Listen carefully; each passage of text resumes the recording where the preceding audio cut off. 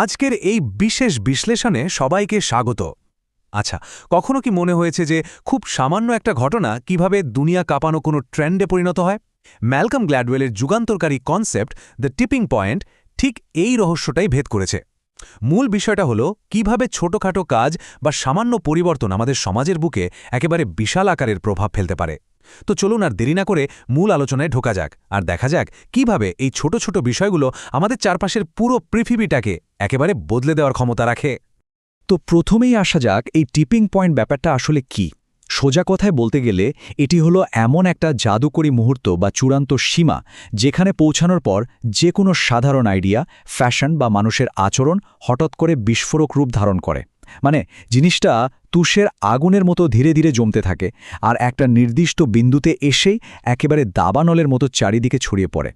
আজকের পুরো বিষয়টিকে ডিকোড করার জন্য আমরা মূলত 5টি ধাপ নিয়ে কথা বলবো।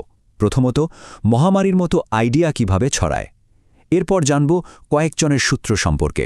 তারপর আসবে স্টিকিনেস ফ্যাক্টর, প্রসঙ্গের ক্ষমতা, এবং সবশেষে দেখব কিভাবে ছোট কাজ বিশাল প্রভাব ফেলে। চলুন প্রথম পর্ব দিয়ে শুরু করা যাক, মহামারীর মতো আইডিয়া। এখানে সবচেয়ে মজার ব্যাপার হলো ওই দারুণ তুলনাটা। গ্ল্যাডওয়েল আমাদের সামাজিক পরিবর্তনগুলোকে সরাসরি চিকিৎসা বিজ্ঞানের মহামারীর সাথে তুলনা করেছেন। একটা ভাইরাসের কথা ভাবা যাক।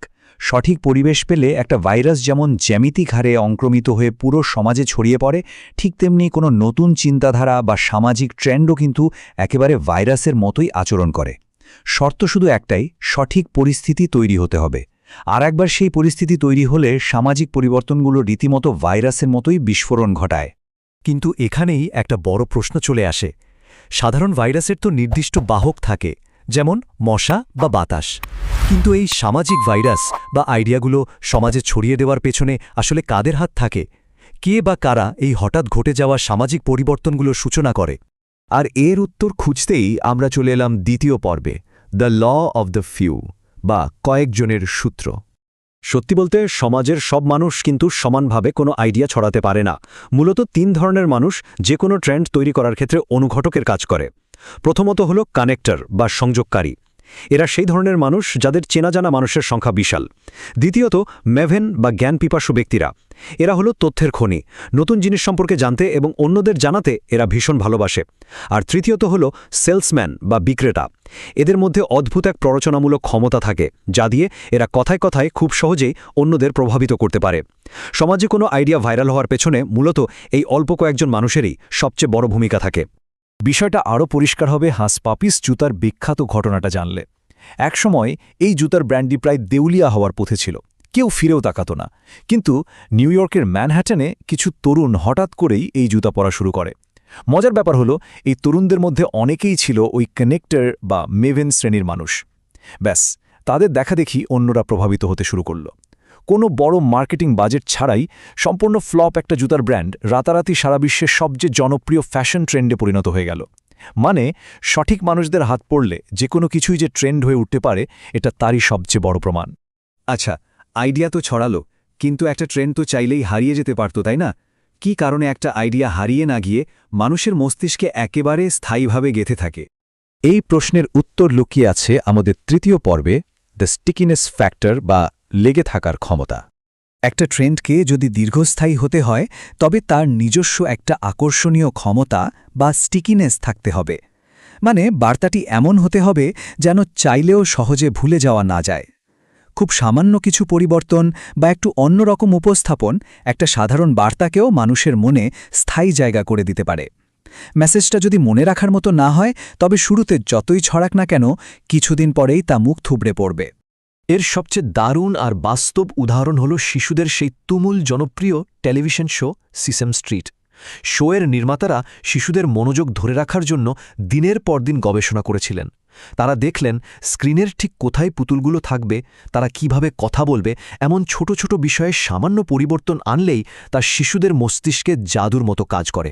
তারা শিক্ষামূলক কথাগুলোকে এমনভাবে সাজিয়েছিলেন যা ছিল অত্যন্ত আকর্ষণীয় বা স্টিকি। আর এভাবেই খুব সাধারণ একটা টিভি শো শিশুদের শিক্ষার জগতে আক্ষরিক অর্থেই বিপ্লব নিয়ে এসেছিল।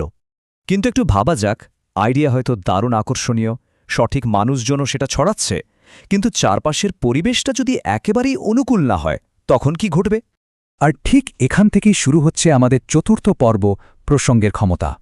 আমরা অনেক সময় খেয়ালই করি না, কিন্তু মানুষের কোনো আচরণ বা সামাজিক ট্রেন্ড টিকবে কি টিকবে না তা অনেকাংশে নির্ভর করে চারপাশের খুব সাধারণ পরিবেশগত বিষয়ের উপর। যেমন একটা এলাকার পরিচ্ছন্নতা, সেখানকার প্রচলিত নিয়মকানুন বা তাৎক্ষণিক চারপাশ। এই ছোট ছোট জিনিসগুলো মানুষের অবচেতন মনকে নির্দেশ দেয় যে ওই মুহূর্তে তাদের কেমন আচরণ করা উচিত। মানে পরিবেশের একটা ছোট্ট পরিবর্তন পুরো সামাজিক চিত্রটাই বদলে দেওয়ার ক্ষমতা রাখে। এটা কতটা সত্যি তার চমৎকার প্রমাণ হল নিউ ইয়র্ক শহরের অপরাধ কমার সেই যুগান্তকারী ঘটনা। একটা সময় নিউ ইয়র্কের সাবওয়েগুলো ছিল অপরাধের সবচেয়ে বড় আখড়া, দেয়ালগুলো ছিল গ্রাফিটি আর নোংরায় ভরা। তখন কর্তৃপক্ষ কিন্তু রাস্তায় বিশাল কোনো পুলিশ বাহিনী নামিয়ে দেয়নি, তারা শুধু সাবওয়ের গ্রাফিটিগুলো মুছে ফেলার এবং ভাঙা জানালাগুলো মেরামত করার উদ্যোগ নিল। চারপাশের এই পরিষ্কার পরিচ্ছন্নতা মানুষের অবচেতন মনে একটা বার্তা দিল যে এখানে আইন শৃঙ্খলা মানা হয়।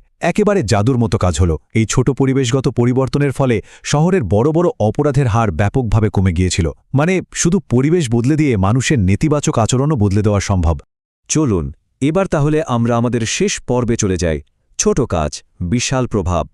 এতক্ষণের এই পুরো আলোচনা থেকে আমরা কিন্তু দারুণ একটা মহামারীর সূত্র পেয়ে যাচ্ছি। বিশাল কোনো সামাজিক পরিবর্তন আনতে হলে মূলত তিনটে জিনিসের নিখুঁত সমন্বয় দরকার। প্রথমত, নির্দিষ্ট কয়েকজন সঠিক মানুষের উপর ফোকাস করা। দ্বিতীয়ত, এমন বার্তা তৈরি করা যা সহজে ভোলা যায় না। এবং তৃতীয়ত, চারপাশের পরিবেশের সঠিক পরিবর্তন ঘটানো। এই তিনটি উপাদান একসাথে মিলে গেলে যে কোনো সাধারণ আইডিয়া একটা বিশাল ট্রেন্ডে পরিণত হতে বাধ্য। গ্ল্যাডওয়েলের বিশ্লেষণের সবচেয়ে শক্তিশালী কথাগুলোর একটি হল, বড় পরিবর্তনের জন্য সবসময় বড় প্রচেষ্টার প্রয়োজন হয় না। এটা সত্যি আমাদের চিন্তাধারা বদলে দেয়। আমরা বেশিরভাগ সময় মনে করি যে সমাজে বিশাল কোনো পরিবর্তন আনতে হলে বোধহয় বিশাল অর্থ, জনবল বা বড় মাপের কোনো পদক্ষেপ দরকার। কিন্তু বাস্তব উদাহরণগুলো বারবার প্রমাণ করেছে যে একেবারে ছোট এবং আপাতদৃষ্টিতে গুরুত্বহীন মনে হওয়া পরিবর্তনগুলোই অনেক সময় সবচেয়ে বড় আর জাদুকরী ফলাফল নিয়ে আসে। তো সবকিছু বিশ্লেষণ করার পর এখন একটা দারুণ জিনিস ভাবার সময় এসেছে। আমাদের দৈনন্দিন জীবনে আমরা প্রতিনিয়ত এমন অনেক ছোট ছোট কাজের ভেতর দিয়ে যাই যা হয়তো আমরা খেয়ালও করি না, কিন্তু কে জানে এর মধ্যেই হয়তো লুকিয়ে আছে পরবর্তী বিশাল কোনো সামাজিক মহামারীর বীজ। এখন শুধু চারপাশটা খেয়াল করার পালা, সেই কোন ছোট পরিবর্তনটা হতে যাচ্ছে যা খুব শিগগিরই পুরো বিশ্বকে নতুন কোনো বিশাল ট্রেন্ডের দিকে ঠেলে দেবে।